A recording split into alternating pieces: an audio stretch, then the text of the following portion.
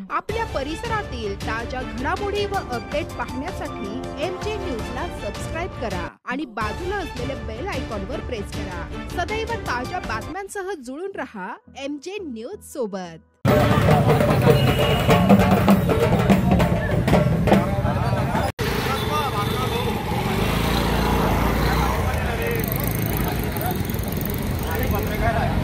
भाजप सरकार हाय हाय, भाजप सरकार हाय हाय, एकदम ओके। आज या ठिकाणी तालुक्याच्या अनेक समस्या संदर्भामध्ये धरणे आंदोलन या ठिकाणी आयोजित करण्यात आलेलं आहे। आपण जर बघितलं, जामनेर तालुक्यातला शेतकरी हा अतिशय अडचणीत सापडलेला आहे। सर्वात प्रथम म्हणजे मागणी शासनाला हीच आहे, या शेतकऱ्याला सरसकट कर्जमाफी झाली पाहिजे। शेतकऱ्याचा मागच्या वर्षाचे थकीत पीक विम्याचे पैसे अद्यापर्यंत शेतकऱ्याला मिळालेले नाही। मार्च महिन्यामध्ये आणि आत्ता जून महिन्यामध्ये खूप मोठ्या प्रमाणात नुकसान भरपाई झाली होती, त्याचे पंचनामे झाले, पण फक्त पंचनामे कागदोपत्री झालेले, परंतु शेतकऱ्यांच्या खिशामध्ये 1 रुपया शासनाने दिलेला नाही। त्यानंतर आपण जर बघितलं असेल, कापूस पीक हा जामनेर तालुक्यामध्ये मुख्य पीक आहे। म्हणजे कापूस पिकाला मागच्या वर्षी शेतकऱ्याने 6,000 रुपयामुळे कापूस विकावा लागलेला आहे। आता महागाई इतकी वाढलेली, खताच्या किमती इतके वाढलेल्या आहे की कापसाचा भाव शासनाने 12,000 रुपये जाहीर करावा, ही मागणी आम्ही या निमित्ताने या ठिकाणी केलेली आहे। जामनेर शहरातले अनेक प्रश्न आहेत। ग्रामीण रुग्णालयाचा प्रश्न आहे, ग्रामीण रुग्णालयामध्ये कुठल्याही प्रकारचा औषध साठा उपलब्ध नाही, तो त्वरित उपलब्ध करून द्यावा, ही मागणी आम्ही या ठिकाणी या निमित्ताने केलेली आहे। कुठल्याही शेतकऱ्याला पावसाचे दिवस आहेत, कोणाला सर्पदोष झाला, कोणाला विंचू चावला, त्या संदर्भातली कुठली लस आहे या ठिकाणी अवेलेबल नाही, शासनाने तो उपलब्ध करून द्यावी, ही मागणी आम्ही केलेली आहे। शाळेच्या मुलींसाठी बसेस वेळोवेळी अवेलेबल करून दिल्या पाहिजे, ती मागणी आम्ही केलेली आहे। आणि सर्वात मुख्य म्हणजे जामनेर शहरामध्ये अतिक्रमणाचा हा मुख्य मुद्दा आहे। रस्त्यावरनं लोटगाडीवरनं जे व्यवसाय करणारे गरीब लोक आहेत, त्या गरीब लोकांच्या लोटगाड्या नगरपालिका उचलून सण अतिक्रमण काढतात, त्यांना 8 दिवससुद्धा त्यांना व्यवसाय करू देत नाही। असं असताना त्यांची कुठेतरी शासनाने पुनर्वसित त्यांना केलं पाहिजे, त्यांना कायमस्वरूपी जागा दिली पाहिजे, पण नगरपालिका करताना या ठिकाणी दिसत नाही। या सगळ्या मुद्द्याला घेऊन आज या ठिकाणी आम्ही महाविकास आघाडीच्या वतीने या ठिकाणी तीव्र आंदोलन या ठिकाणी छेडलेलं आहे। आपण जर बघितलं, या तालुक्याचे मंत्री गिरीश महाजन हे या ठिकाणी फार मोठ्या प्रमाणात आरोग्याचं काम करतात, फार मोठ्या प्रमाणात आंदोलन सोडवलं जातात, परंतु त्यांना जामनेर तालुक्याच्या शेतकऱ्यांसाठी ते कुठल्याही प्रकारे संवेदनशील नाही, त्यांना काही देणं घेणं नाही। मागे आम्ही तहसीलदार आंदोलन निवेदन दिलं होतं नुकसानीच्या संदर्भामध्ये की तुम्ही आदेश देताय भाऊ, पण यांना पैसे केव्हा मिळतील? शासन तुमचं आहे, सर्व तुमचं आहे, चिजोरे चाब्या तुमच्या हातात आहे, एवढं असताना तुम्ही का असंवेदनशील दिली शेतकऱ्याच्या बाबतीमध्ये? फक्त मोठ्या मोठ्या गोष्टी करायच्या, एक मोठ्या मोठ्या योजना आणायच्या। आता लाडकी बहीण योजनेच्या निमित्तानं भाऊ गावोगावी जाऊन सण मिटिंगा घेत आहेत, लाडकी बहीणचा गवगवा करतायत। या एकीकडे महागाई वाढवायची, एकीकडे महागाई दामदुप्पट करायची, शेतकऱ्यांना मिठी धरायचं, सामान्य माणसाला मिठी धरायचं, आणि गावागावाची मिटिंग घेऊन घेता तुम्हाला कुठला अधिकार आहे? तुम्ही शेतकऱ्याला न्याय देत नाही, महिलेला न्याय देत नाही, मजुरांना न्याय देत नाही, बेकारांना न्याय देत नाही। आज बेकारी तालुक्यात इतक्या मोठ्या प्रमाणात वाढलेली आहे। आज या ठिकाणी कुठल्याही प्रकारे एकही उद्योग जामनेर तालुक्यात नाही। MIDC फक्त बोर्ड लावून ठेवलेलं आहे। यावेळी आमचं शासन आलं त्या टायमाला मोठ्या मोठ्या बातम्या यायला लागल्या पेपरमध्ये, MIDC झाली असती पण सरकार बदललं। मला तुमचं सरकार आलं, तुम्ही काय करताय? झोपले का? फक्त गाजर दाखवण्याचं काम या ठिकाणी करताय। त्यांनी एक थांबवावं आणि जामनेर तालुक्याच्या जनतेला, शेतकऱ्याला आणि नवयुवकांना, बेरोजगारांना न्याय द्यावा, हीच मागणी या ठिकाणी करतोय। जामनेर तालुका राष्ट्रवादी काँग्रेस पार्टी, शरदचंद्र पवार पक्ष,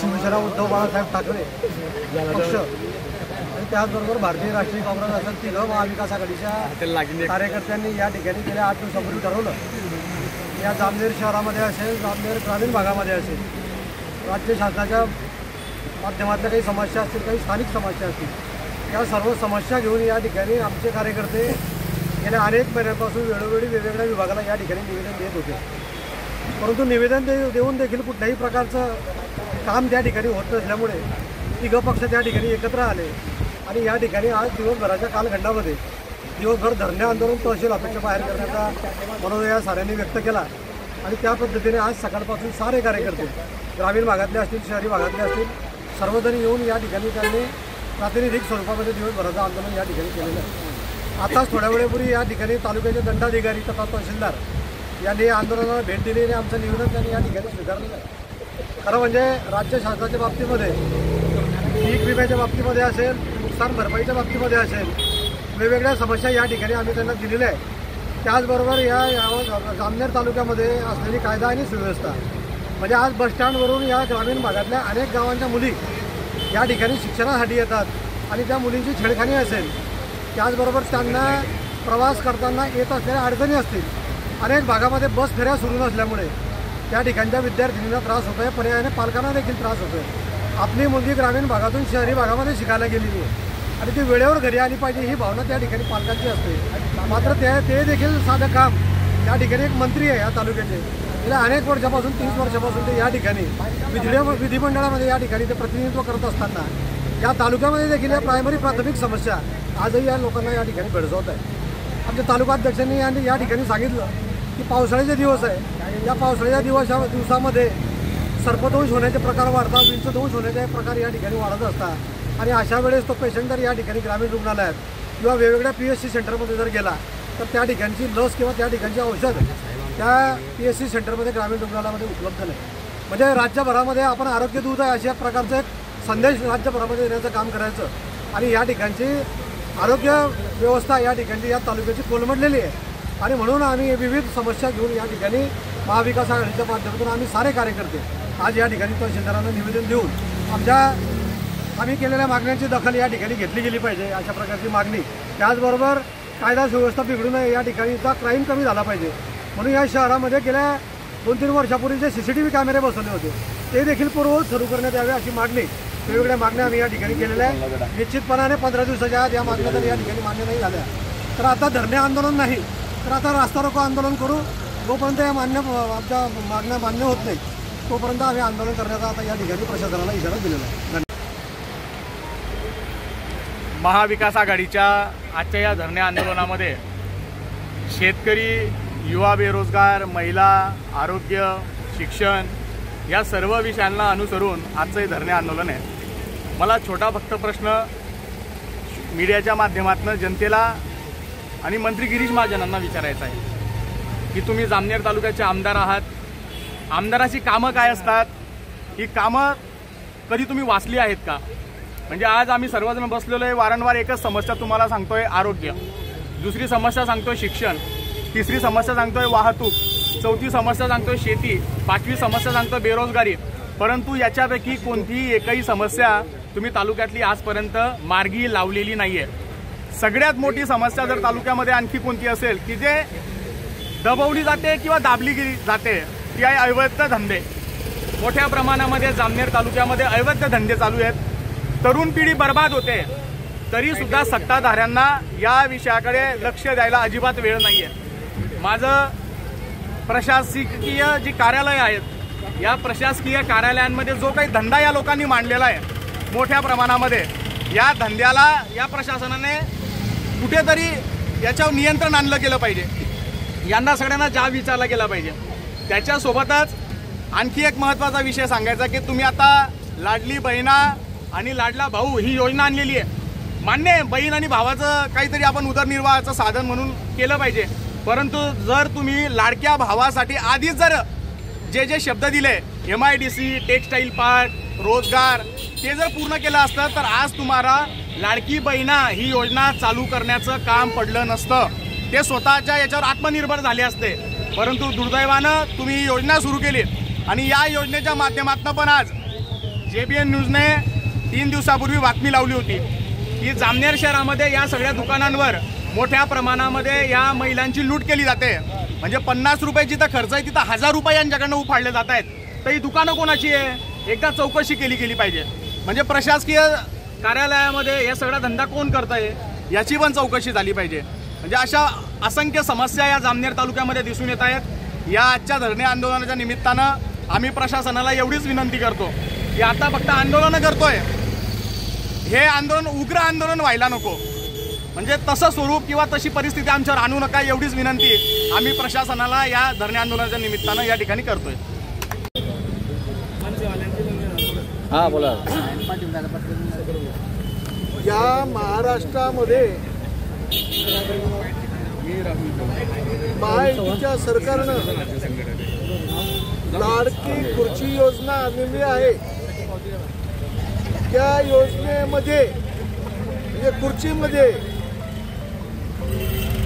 लाभ घेण्याकरता खुर्चीचा या महाराष्ट्रातला कष्ट करणारा घाम गाळणारा शेतकरी आहे तो भरडला जातोय.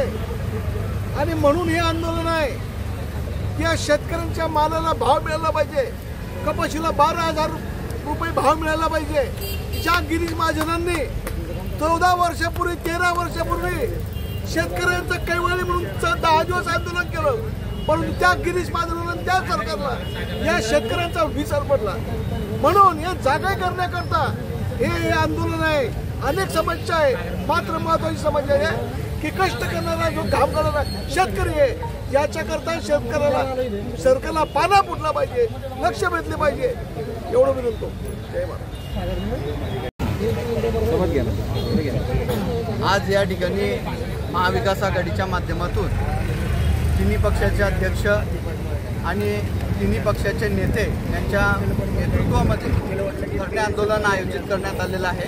धरणे आंदोलनाचे मुख्य विषय तालुक्यातील विविध समस्या, शेतकऱ्यांच्या समस्या आहेत. याआधीच्या वक्त्यांनी सर्वांनी या समस्या आपल्यासमोर सखोलपणे मांडल्या आहेत. आज अण्णाभाऊ साठेंची जयंती आहे आणि त्यांनी असं म्हटलं होतं की ये आझादी झूठी है, देश की जनता भुकती है. आणि त्याच माध्यमातून आपण जर बघितलं असेल तर या सरकारच्या ज्या योजना आहेत या खरोखर सगळ्या फसव्या आहे आणि या फसव्या योजनांमुळे खरोखर आज देशाची जनता, महाराष्ट्राची जनता ही उपाशी असंच म्हणावं लागेल. मगाशी सर्वांनी एक मुद्दे मांडले, परंतु प्रकर्षाने सध्या चालू असलेला मुद्दा जो आहे तो पीक विम्याचा आहे. काही दिवसापूर्वी आपण पीक विम्याच्या संदर्भात आंदोलन केलं होतं. त्यात 26,000 शेतकरी पात्र झाले होते आणि इतर शेतकरी अपात्र झालेले होते. आपल्या तालुक्यातील शेतकऱ्यांना हेक्टरी 2,000, 3,000 अशी मदत देऊन तालुक्यातील शेतकऱ्यांची थट्टा या ठिकाणी करण्यात आली. हा मुद्दा गाजल्याच्या नंतर पालकमंत्री महोदयांनी सांगितलं की जे अपात्र आहेत त्यांना सुद्धा सरसकट पीक विमा देण्यात येईल. परंतु आज जर आपण पोर्टलवर जर बघितलं तर 57,000 ते 58,000 शेतकऱ्यांची नावं कुठेही दिसत नाही आहे आणि एका महिन्यानंतर तुमची आचारसंहिता चालू होणार आहे. याचाच अर्थ काय की या शेतकऱ्यांना फक्त आशा दिली जाते आपले पैसे पडणार आहे, आपण अपात्रचे पात्र झालेलो आहे, परंतु असं काही चित्र समोर आजपर्यंत दिसत नाही आहे. दुसरा महत्त्वाचा मुद्दा की या तालुक्याचे आमदार गिरीश महाजन हे मागच्या वेळेस जलसंपदा मंत्री होते. जलसंपदा मंत्री असून सुद्धा जामनेर तालुक्यातील धरणग्रस्त शेतकऱ्यांना अद्यापपर्यंत मदत मिळालेली नाही. 2019 या काळात ज्या वेळेला महाविकास आघाडीचं सरकार आलं त्या सरकारच्या काळामध्ये 25% रक्कम आदरणीय जयंत पाटील साहेब जलसंपदा मंत्री असताना त्यांनी अलॉट केली होती. आज धरणग्रस्तांची जर आपण आकडेवारी जर बघितली तर त्याचं व्याज एवढं झालंय की त्यावर दुसरं वाघूर धरण पुन्हा नव्याने बांधता येईल एवढी मोठी आकडेवारी आहे. त्यावेळेला गिरीश महाजन साहेबांना जर लक्षात नसेल तर त्यांनी आपल्या शेतकऱ्यांसमोर एक शब्द दिला होता की आपलं सरकार येऊ द्या, आपण तुमच्या सर्व धरणग्रस्तांचे पैसे लगेच मंजूर करू. महाविकास आघाडीचं सरकार यांनी 25% रक्कम दिल्यानंतर सरकार पडलं. त्यानंतर गिरीश भाऊ पुन्हा मंत्री झाले, ग्रामविकास मंत्री म्हणून आले, परंतु अद्यापपर्यंत कार्यकाळ संपेपर्यंत धरणग्रस्त शेतकऱ्यांना 1 रुपयाची मदत या ठिकाणी मिळालेली नाही. दुसरा महत्त्वाचा विषय, गावखेड्यावर जर बघितलं आपण तर प्रत्येक ठिकाणी तुम्हाला जलजीवन मिशनच्या योजना या अपूर्ण स्वरूपात दिसत आहे. प्रत्येक तालुक्यामध्ये पाण्याच्या टाक्या चोरीला गेलेल्या दिसत आहे. अशा असंख्य समस्या या ठिकाणी जामनेर तालुक्यामध्ये आहे. गिरीश भाऊंनी चला हवाई युद्धाच्या कार्यक्रमामध्ये खूप मोठे फटाके फोडले होते. त्यात त्यांनी सांगितलं होतं की जामनेरच्या पोरांना जर्मनीला पाठवू, रोजगार उत्पन्न करून देऊ आणि त्यांना जर्मन लँग्वेज शिकवण्याची या ठिकाणी मोफत व्यवस्था करून देऊ.